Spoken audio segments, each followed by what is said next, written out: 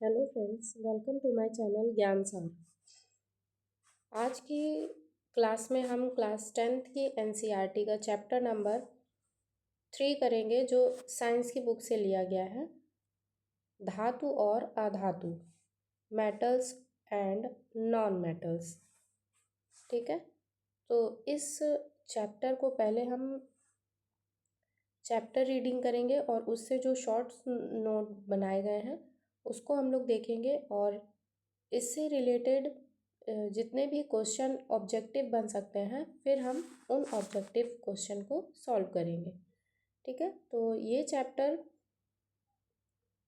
बहुत ध्यान से पढ़िएगा, क्योंकि इस चैप्टर से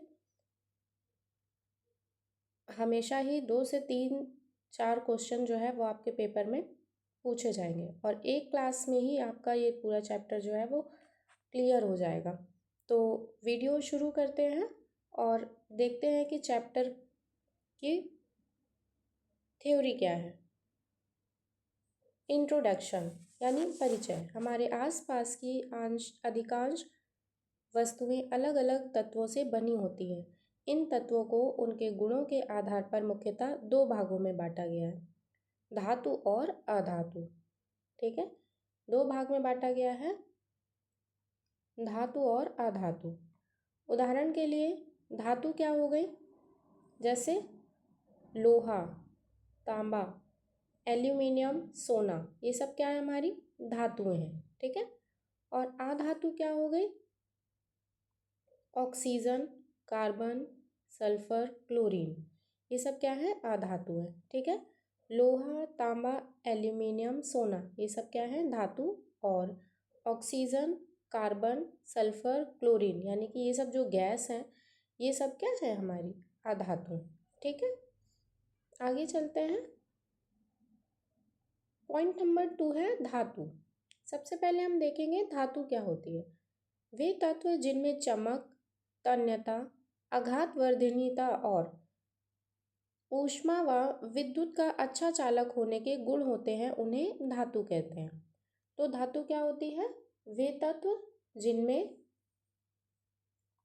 चमक, तन्यता, आघातवर्धनीयता, ऊष्मा व विद्युत का अच्छा चालक होने के गुण होते हैं, वो क्या होती हैं, धातुएं होती हैं।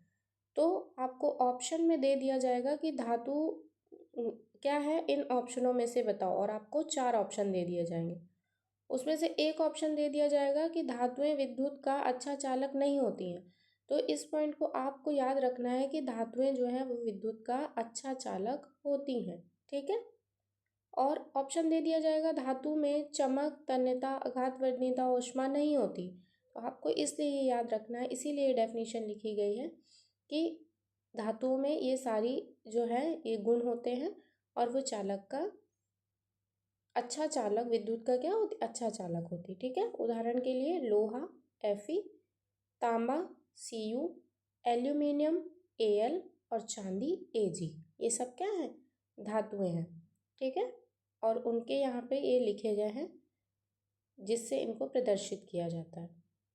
नेक्स्ट, आगे चलते हैं। धातुओं के भौतिक गुण। धातुओं के भौतिक गुण क्या है कि उनमें चमक होती है। ठीक है, धातुओं में क्या होती है, चमक। धातुओं की सतह चमकदार होती है। उदाहरण के लिए जैसे क्या हो गया, सोना और चांदी, ये सब कैसे है, चमकदार होते हैं ना। तो धातुओं में चमक होती है। आघातवर्धनीयता क्या है, मेलेबिलिटी। धातुओं को पीट कर पतली चादर बनाई जा सकती है। ये है आघातवर्धनीयता का मतलब क्या होता है, आघात, किसी पर चोट मारना। तो धातुओं को पीट कर पतली चादर बनाई जा सकती है ना। जैसे सोना चांदी जो है, इसको किसी भी आकार में ढाला जा सकता है ना। तो कैसे, इसको गर्म करके और पीट कर ही तो किसी भी आकार में ढाल सकते हैं, तभी तो उसका किसी का रिंग या फिर बैंगल ये सब बनाया जा सकता है ना। तो धातुएं क्या होती हैं, इनमें मेलेबिलिटी का गुण होता है, जिन्हें पीट कर पतली चादर बनाई जा सकती है। उदाहरण के लिए सोने की वर्क मिठाई पर लगाई जाती है ना। सोने की गोल्ड या फिर सिल्वर हो गया, सिल्वर फॉइल हो गया, या फिर सिल्वर की परत जो होती है वो किस पे, मिठाई पे लगी मिलती है ना। जैसे काजू कतली कभी आप खाएंगे तो उस पे क्या होता है कि एक चांदी की पतली सी एकदम परत आपको लगी मिलेगी, है ना। तो वही होता है कि उसकी पतली चादर बनाई जाती है। तन्यता, डक्टिलिटी, धातु को खींचकर पतले तार बनाए जा सकते हैं, जैसे तांबे के तार, है ना। तो ये क्या हो गया, ये है डक्टिलिटी यानी कि तन्यता का गुण है ना। 4 नंबर देखते हैं, ऊष्मा व विद्युत का चालक। धातुएं बिजली और गर्मी को अच्छी तरह प्रवाहित करती हैं। धातुएं जो है वो क्या करती हैं, बिजली और गर्मी को अच्छी तरह प्रवाहित करती हैं। जैसे बिजली के तार कॉपर के होते हैं ना, तो बिजली के तार कैसे होते हैं, कॉपर के होते हैं, तभी तो इनमें गर्मी और बिजली क्या होती है, प्रवाहित होती है। ठीक है, आगे चलते हैं। ध्वन्यात्मकता यानी कि सोनोरस, धातु को चोट करने पर टन टन की आवाज आती है, जैसे कि घंटी। अधातु, अब देखते हैं नॉन मेटल क्या होते हैं। वे तत्व जिनमें धातुओं के गुण नहीं होते हैं वे क्या होते हैं, नॉन मेटल, यानी कि धातुएं जो है वो विद्युत का अच्छा चालक नहीं होती हैं, सॉरी अधातु जो है वो विद्युत का अच्छा चालक नहीं होगी। ठीक है, उदाहरण के लिए ऑक्सीजन, नाइट्रोजन, कार्बन और सल्फर, ये सब क्या है, अधातु। अधातुओं के गुण, ये सामान्यतः चमकदार नहीं होती हैं।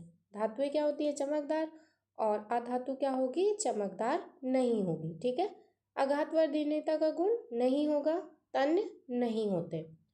ऊष्मा और विद्युत का क्या होते हैं, कुचालक, और धातुएं सुचालक, सुचालक, है ना। 5 नंबर है, अधिकांश भंगुर यानी कि ब्रिटल होते हैं। भंगुर मतलब का मतलब टूट जाना, अधिकांश जो है वो आसानी से टूटने वाली होती है। 4 नंबर हो गया, धातुओं के रासायनिक गुण। ऑक्सीजन के साथ अभिक्रिया, धातुओं के रासायनिक गुण में फर्स्ट है ऑक्सीजन के साथ अभिक्रिया। धातुएं ऑक्सीजन से मिलकर धातु ऑक्साइड बनाती हैं। धातुएं ऑक्सीजन से मिलकर धातु ऑक्साइड बनाती हैं, है ना। उदाहरण के लिए 2Mg प्लस O2 से क्या बन गया, 2MgO बन गया, है ना। तो ये मैग्नीशियम प्लस ऑक्सीजन मिलकर क्या बना, मैग्नीशियम ऑक्साइड बना। तो वही लिखा है यहाँ पे, धातुएं ऑक्सीजन से मिलकर धातु ऑक्साइड बनाती हैं। ठीक है, यह क्षारीय प्रकृति का होता है।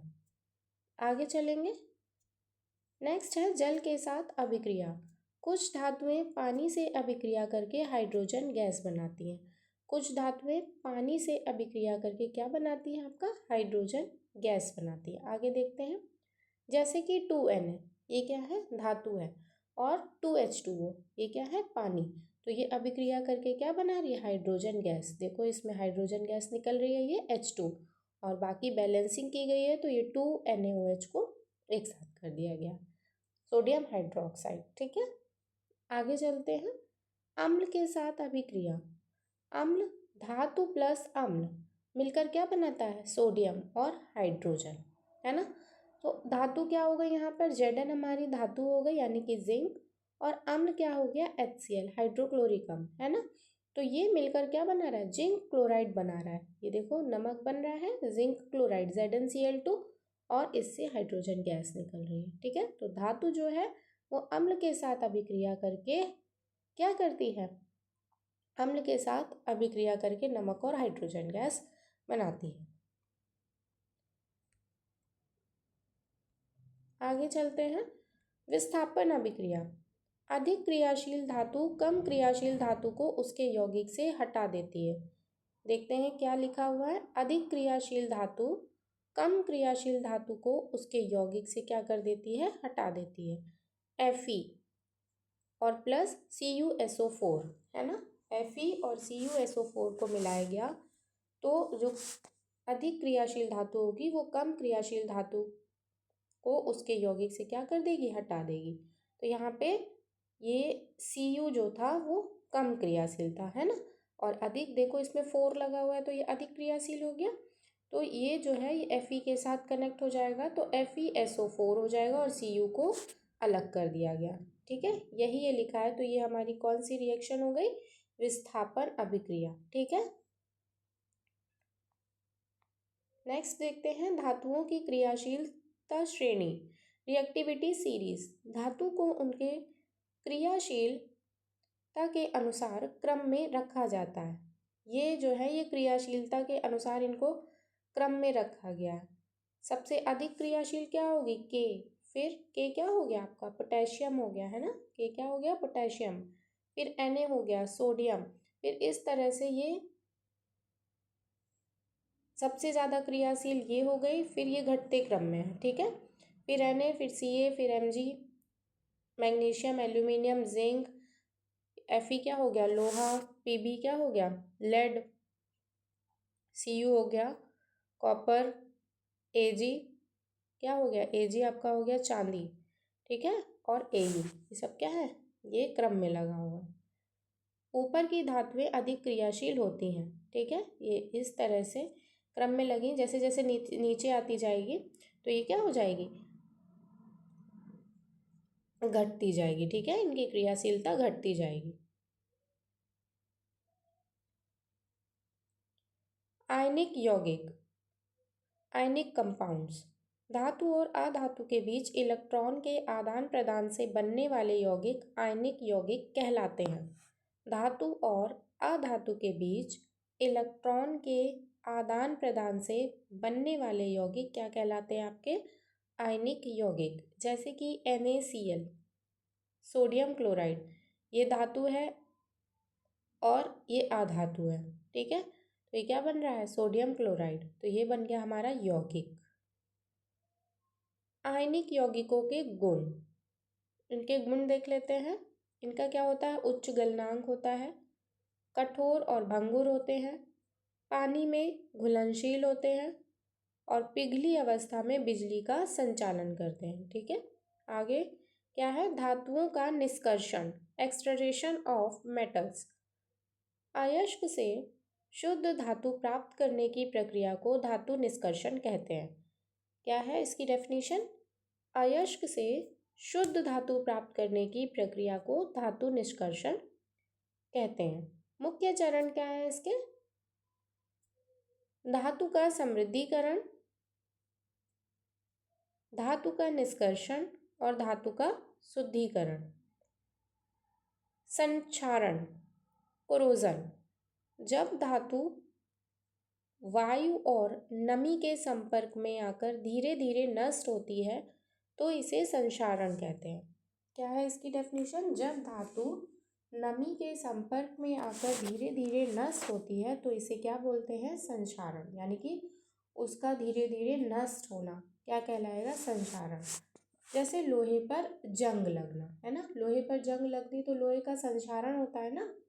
जैसे Fe+O2 + H2O, तो ये मिलकर क्या बनाएगा? Fe2O3 बनाएगा।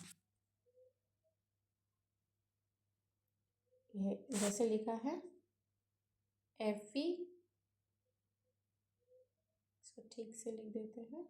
लिखा है Fe+O2 + H2O, है ना। तो ये मिलकर क्या बनाएगा? ये मिलकर बनाएगा Fe2O3, ठीक है। इस तरह से आगे चलते हैं। क्या है? संक्षारण से बचाव के तरीके। अब हम किसी भी धातु या फिर यौगिक को उसके संक्षारण से कैसे बचाएंगे? उस पर क्या करेंगे? पेंट कर देना चाहिए, तेल या ग्रीस लगाना चाहिए, गैल्वेनाइजेशन यानी कि जिंक की परत चढ़ानी चाहिए या इलेक्ट्रोप्लेटिंग कर देनी चाहिए, है ना। तो क्या होगा? उस पर उसको संक्षारण से बचाया जा सकता है। मिश्र धातु, एलॉयज, दो या दो से अधिक धातुओं को मिलकर बनी धातु को मिश्र धातु कहते हैं, है ना। दो या दो से अधिक धातुओं को मिलाकर बनी धातु को मिश्र धातु कहते हैं। उदाहरण के लिए मिश्र धातु के घटक क्या हैं? जैसे कि पीतल, तांबा और जस्ता, है ना। पीतल जो है वो तांबा और जस्ता से बना हुआ है। कांसा जो है वो तांबा और टिन का मिश्रण है और स्टील जो है वो लोहा और कार्बन का मिश्रण है। ये आपको याद रखना है, ये पूछा जाता है एग्जाम में बहुत ज़्यादा। ये इम्पोर्टेंट है आपके लिए।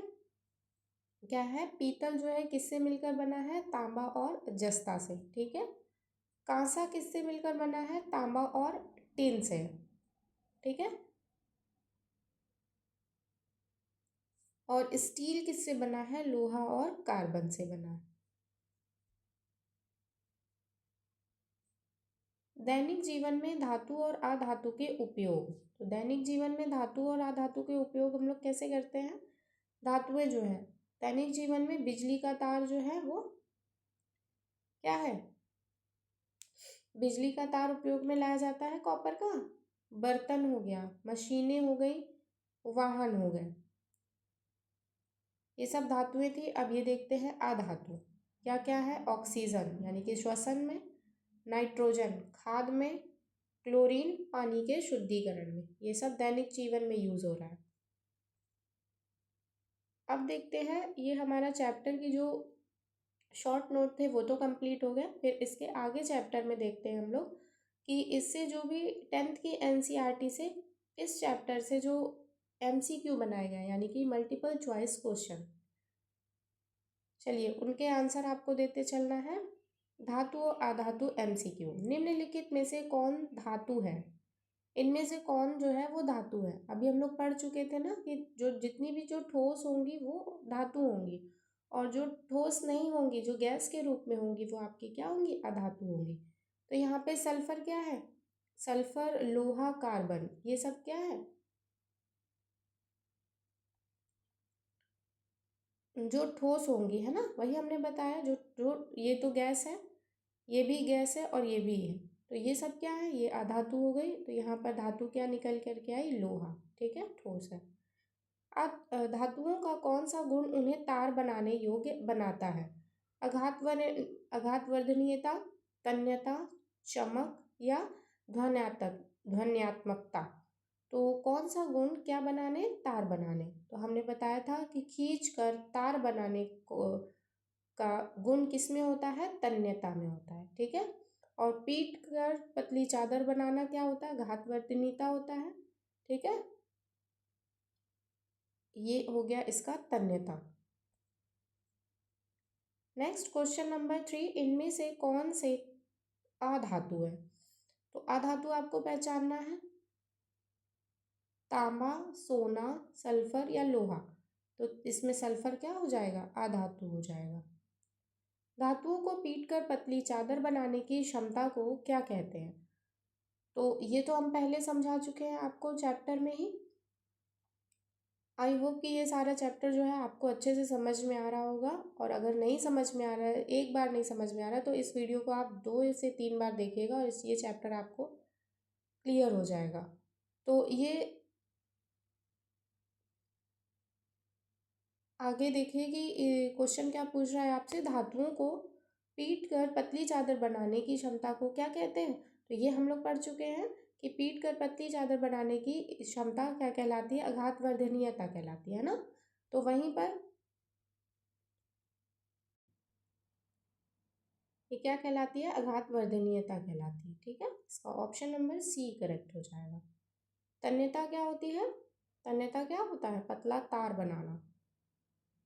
नेक्स्ट है, निम्नलिखित में से कौन विद्युत का अच्छा चालक है। तो विद्युत का अच्छा चालक इनमें से क्या हो जाएगा, तांबा हो जाएगा। ये विद्युत का अच्छा चालक हो जाएगा, यानी कि ये धातु है। धातुएं क्या होती है, विद्युत का अच्छा चालक होती है, ठीक है। इसका ऑप्शन नंबर सी राइट है। रासायनिक गुण, धातु प्लस ऑक्सीजन। धातु जो है ऑक्सीजन के साथ क्रिया करके क्या बनाती है, धातु ऑक्साइड बनाती है ना। ये हम लोग पहले पढ़ चुके हैं ऊपर। तो इसका ऑप्शन नंबर बी राइट हो जाएगा। नेक्स्ट क्वेश्चन नंबर 7, मैग्नीशियम के जलने पर क्या बनता है। मैग्नीशियम के जलने पर आपका MgO बनता है, ठीक है। इसका ऑप्शन नंबर बी राइट है। नेक्स्ट, धातु अम्ल से अभिक्रिया करके क्या बनाती है। जो धातु है वो अम्ल से अभिक्रिया करके क्या बनाएगी। अभी हम लोग ऊपर देख चुके हैं, धातु अम्ल से अभिक्रिया करके नमक और हाइड्रोजन बनाती है ना। आगे, निम्नलिखित में से कौन हाइड्रोजन गैस उत्पन्न करता है। तो हाइड्रोजन गैस कौन उत्पन्न करेगा, इसमें Zn प्लस HCl, यानी कि जिंक प्लस हाइड्रोक्लोरिक अम्ल क्रिया करके हाइड्रोजन गैस उत्पन्न करेगा। धातुओं के ऑक्साइड की प्रकृति कैसी होती है? धातुओं के ऑक्साइड की प्रकृति होती है क्षारीय। कैसी होती है धातुओं के ऑक्साइड की प्रकृति? ये होती है क्षारीय। ठीक है, ये ऑब्जेक्टिव अगर आप कर लेंगे तो पेपर में आपके सारे के सारे ऑब्जेक्टिव आप बना सकते हैं। इन्हीं में से ऑब्जेक्टिव आपका मिलेगा पेपर में। क्रियाशीलता श्रेणी, निम्नलिखित में से सबसे अधिक क्रियाशील धातु इनमें से कौन सी है? तो हम लोग क्रियाशील श्रेणी में पढ़ रहे थे ना कि सबसे ज़्यादा क्रियाशील जो होगा वो के होगा, उसके बाद क्या था? Na था। तो यहाँ पर Na मिल रहा है तो सबसे ज़्यादा क्रियाशील Na हो जाएगा। ठीक है, निम्नलिखित में से सबसे कम क्रियाशील Au, नीचे से पढ़ेंगे तो Au था, फिर Ag था, कुछ इसी तरह चल रहा था, तो Au जो है वो हो जाएगा सबसे कम क्रियाशील हो जाएगा। कौन सी धातु CuSO4 से Cu को विस्थापित कर सकती है? तो ये Fe था ना, Fe प्लस ये वाली लिखी हुई थी समीकरण, Fe प्लस CuSO4, ये Cu को कर रहा था रिप्लेस, ये FeSO4 बन रहा था और प्लस Cu बन रहा था ना, इस टाइप की रिएक्शन बन रही थी। तो यहाँ पे इसका ऑप्शन नंबर आपका ए करेक्ट हो जाएगा, Fe। नेक्स्ट, क्रियाशीलता श्रेणी में तांबा किसके नीचे आता है? तो क्रियाशीलता श्रेणी में जो है वो तांबा Ag के नीचे आता है।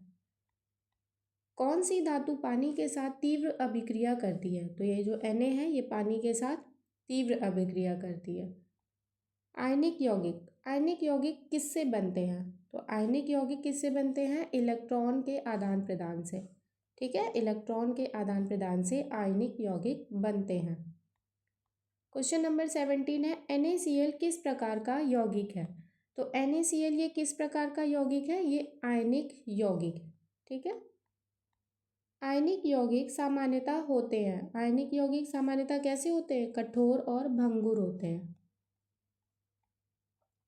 आयनिक यौगिक बिजली का संचालन कब करते हैं? आयनिक यौगिक बिजली का संचालन पिघली अवस्था में करते हैं।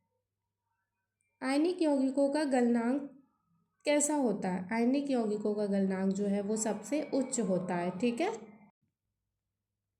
नेक्स्ट है संक्षारण। लोहे पर जंग लगना क्या कहलाता है? लोहे पर जंग लगना क्या कहलाता है? आपका संक्षारण कहलाता है। और लोहे को जंग से हटाने के लिए हम लोग क्या करते हैं? जिंक की परत चढ़ाते हैं, जिसको क्या बोलते हैं हम लोग? गैल्वेनाइजेशन बोलते हैं, है ना।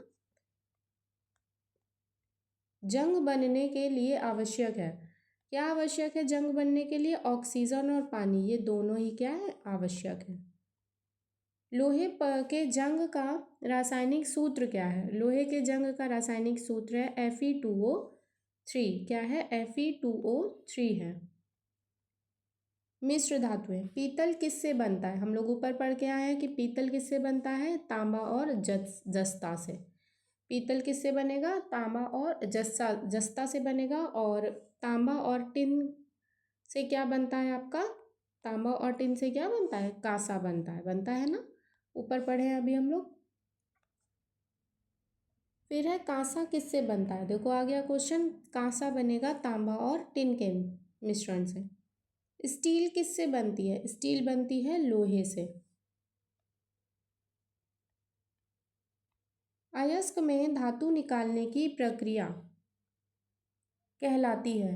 अयस्क से धातु निकालने की प्रक्रिया क्या कहलाती है? निष्कर्षण कहलाती है। नेक्स्ट, अत्यधिक क्रियाशील धातु कैसे प्राप्त की जाती है? तो अत्यधिक क्रियाशील धातु जो है वो विद्युत अपघटन से प्राप्त की जाती है। किससे प्राप्त की जाती है? विद्युत अपघटन से। सबसे अधिक तन्य धातु इनमें से कौन सी है? सबसे अधिक तन्य धातु मतलब कि सबसे अधिक तन्यता का गुण इनमें से किस धातु में है? तो इसमें है सोना में। नेक्स्ट, सबसे अधिक आघातवर्धनीयता का गुण किसमें है? सोना में। सब याद रखिएगा, इनमें से सबसे अधिक तन्यता का गुण सोना में, सबसे अधिक आघातवर्धनीयता का गुण भी किसमें होगा? सोना में। निम्न में से कौन अधातु होते हुए भी चमकदार है? आयोडीन। ये एक्सेप्शन है, क्योंकि हम लोग पढ़े थे कि अधातुएं जो होती हैं वो चमकदार नहीं होती हैं, लेकिन इनमें से क्या है, इनमें पूछा गया है निम्न में से कौन सी अधातु जो है वो चमकदार है। तो इसका एक्सेप्शन हो जाएगा, यानी कि अपवाद जो आयोडीन होती है वो चमकदार है, लेकिन वो क्या है, अधातु है। धातुओं में विद्युत का प्रवाह किसके कारण होता है? तो धातुओं में विद्युत का प्रवाह मुक्त इलेक्ट्रॉन के कारण होता है। जिंक का रासायनिक प्रतीक क्या है? पता होगा आपको, Zn है। Cu का पूरा नाम क्या है? कॉपर। Ag का पूरा नाम क्या है? सिल्वर। Au का पूरा नाम क्या है? गोल्ड, है ना। Au का पूरा नाम क्या है? गोल्ड है। धातु के ऑक्साइड पानी में घुलकर क्या बनाते हैं? क्षार बनाते हैं। धातु के ऑक्साइड पानी में घुलकर क्या बनाएंगे? क्षार बनाएंगे। अधातु ऑक्साइड की प्रकृति कैसी होती है? अधातु ऑक्साइड की प्रकृति अम्लीय होती है। बिजली के तार बनाने में कौन सी धातु का उपयोग किया जाता है? तो बिजली के तार बनाने में तांबा का उपयोग किया जाता है। और आज का लास्ट क्वेश्चन है, लोहे को जंग से बचाने के लिए जिंक की परत चढ़ाना क्या कहलाता है? ये कहलाता है गैल्वेनाइजेशन कहलाता है, ठीक है। जिंक की परत चढ़ाई जाती है। आपसे ये भी क्वेश्चन पूछा जा सकता है कि लोहे को जंग से बचाने के लिए गैल्वेनाइजेशन की प्रक्रिया में किस धातु की परत चढ़ाई जाती है? तो आपको बताना होगा कि जिंक की परत चढ़ाई जाती है ना। तो ये थे